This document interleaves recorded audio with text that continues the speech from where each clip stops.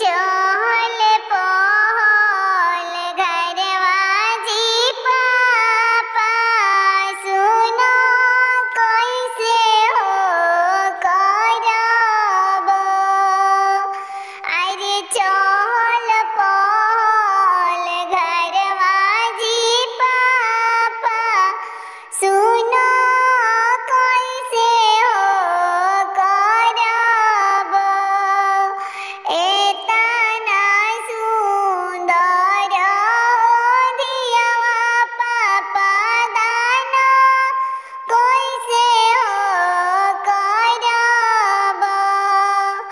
अरे दाना कैसे करब जी पापा बिराना कैसे हो करब।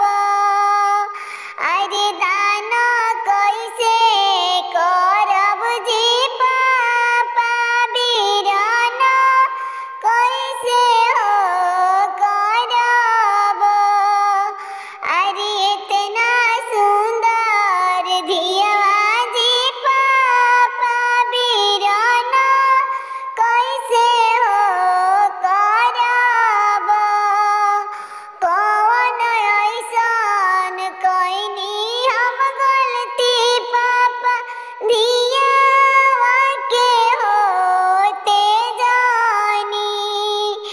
अरे कौन कसूर जी पापा धियवा के होते जानी। हमके अपना नजरी से दूर पापा कैसे कोई हो दिहानी। कके कन्या धनवा जी पापा गंगा स्नान हो कोइनी। अरे कके कन्या धनवा जी पापा गंगा हो न होइनी।